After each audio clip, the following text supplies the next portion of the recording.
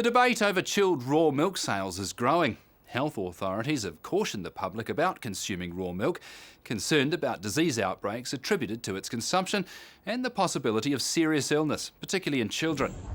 Despite this, there's increasing consumer demand for raw milk. We're 160 hectares milking platform, 300 cows this year, and milking just a handful of cows, 17 odd through the winter to do the bottles. We became certified organic back in 2004. Pretty much the raw milk started, I started getting inquiry after we turned organic. So I provided it at the shed in a fridge. It's a very small part of what we do. People come either out from town to get it or ones who are commuting who are going past the farm gate. So it's probably around the 40 bottles a day average, some days very little, some days, more. I take the milk just from the first 3 rows of cows. The reason for that is everything's a lot cleaner, so the plant's nice and clean. Generally the first cows coming into the milking shed are a lot cleaner. I try and avoid washing the cows because that actually can introduce more bacteria. If there is a cow that is particularly soiled, I'll actually not milk her into the bottling vat. Good day, Phil. Hi. How are you? Good, thanks. You just got some done, have you? Yep. I actually read a book by Earl Mindell, who's a GP over in the States, and he was a strong advocate of raw milk, but at the time I didn't think I'd get any. I thought it was just illegal to get, and so I thought, can't get that in New Zealand.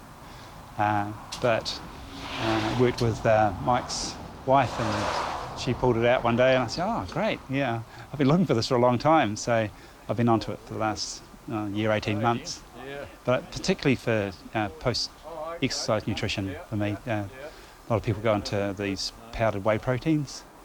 For me, I much prefer things that haven't been processed, particularly heat-treated or even homogenisation. I avoid that now, and also the flavour. I have a great thrill in being able to supply the organic milk to people because they want it. When they come back to me and say how well their kids are doing on it and how good they feel and how good it tastes, that's the satisfaction. So it's certainly not a financial one. One of the main issues that I'm most concerned with as a food safety expert is the issues related to human health. We know that raw milk can contain some harmful bacteria, and those bacteria can cause quite severe disease in people. That's not saying everybody that consumes raw milk will necessarily get sick, but there is an increased risk if you do consume raw milk that hasn't been pasteurised. And the whole reason why milk was pasteurised historically was to try and remove some of the risks with particularly nasty bacteria such as TB and Brucella. That risk is much lower now for other reasons, but we do have other bacterial pathogens that have come along more recently. There's one bug in particular, Campylobacter, which is often associated with chickens, but was the cause of a big outbreak actually in Palmerston North in 2011, which was linked to the consumption of raw milk. There were 9 cases, several of them were hospitalised, so it wasn't just a mild case of a stomach bug, it was really quite nasty. The other one that concerns me more in New Zealand is a bug that really emerged in the 1990s. It's prevalent in New Zealand, it's a type of E. coli, and the thing about that one is it can cause severe disease, particularly in children. It can result in death and it can result in kidney failure. It's a relatively rare disease. There are about 100 to 150 cases in New Zealand a year alone, but New Zealand has about the 3rd highest rates in the world for this particular disease, and it has been linked to raw milk and some fairly big outbreaks of raw milk in overseas.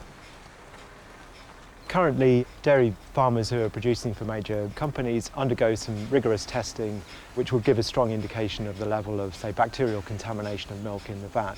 And I think in future anybody purchasing raw milk should have a similar level of assurance that the milk is of sufficient bacterial quality that it won't affect their risk. Currently we don't have that system in place, but I hope that in the future a code of practice or a system will be put in place that ensures the product has maximal food safety.